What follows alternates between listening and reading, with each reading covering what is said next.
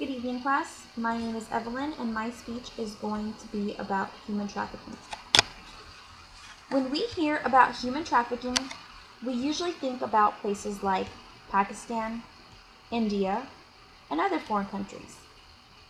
But the reality is that it is happening in our own backyard. So how can we talk about stopping it in other countries if we can't stop it at home? Some people will argue that some prostitution is voluntary, but the bottom line is that sometimes what appears to be voluntary is indeed coerced. So what is human trafficking? And how are women and young girls being recruited? How does human trafficking work? And most importantly, what can we do to stop it? A U.S. trafficking legislation was passed in October of 2000, which included a two-tier definition of trafficking that distinguishes between aggravated or severe trafficking and trafficking that does not involve force or in which force cannot be proven.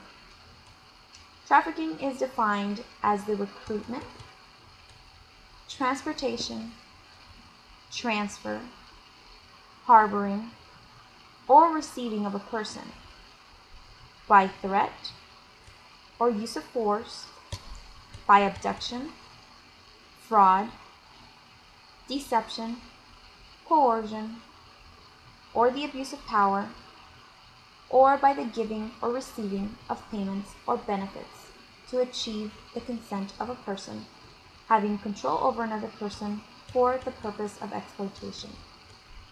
So what is a trafficker?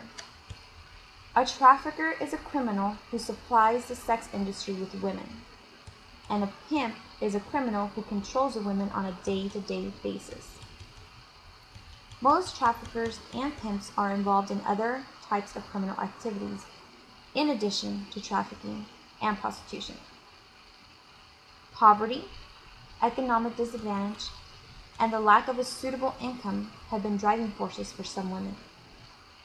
Traffickers and pimps have also been known to recruit women in clubs. They will become friends with the woman, create an emotional and chemical dependency, and then convince them to earn money by prostituting themselves. Drug and alcohol dependencies are tools that traffickers and pimps use to manipulate and maintain control over the women. Some women do it for money, and others do it to get out of debt. The methods of trafficking involve both legal and illegal crossing of borders.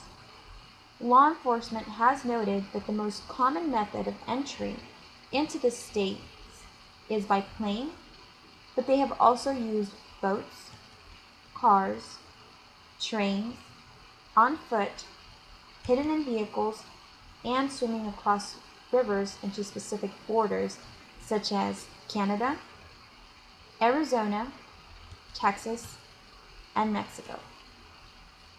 Once the women arrive, they are taken to various houses, pending movements to other states and countries. Women are often coerced and or raped by a pimp and the trafficker, and then forced into having sex with other men.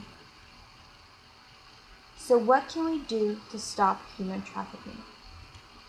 The National Anti-Trafficking Plan of the United States addresses prevention, protection, and assistance for victims of trafficking and the prosecution of traffickers. First off, the human rights legislation against trafficking must apply to both international and U.S. women. Therefore, U.S. women who have been domestically trafficked into the United States should also be protected by anti-trafficking legislation.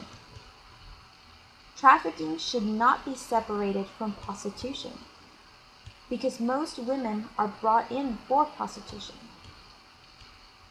Anti-trafficking policies and programs must address organized prostitution and domestic trafficking.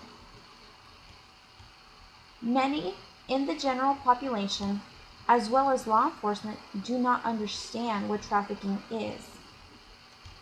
This is why we must raise public awareness about sex trafficking in both sending and receiving countries. Education and public awareness campaigns on trafficking should utilize the media in many immigrant communities in the U.S. Did you know that there are higher penalties for trafficking drugs and guns than for selling women? The penalty should fit the crime, and the burden of proof should be lowered in order to get a conviction against traffickers. Human trafficking is a horrible crime, and it is a traumatic, life-changing experience that no woman or young girl should have to go through.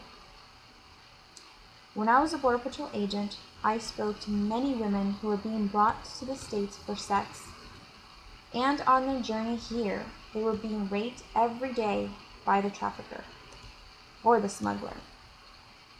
The women felt like they had no choice but to become a sex slave in order to provide for their families back home. Sex trafficking is a crime of violence against women in which women are the victim, not the criminals.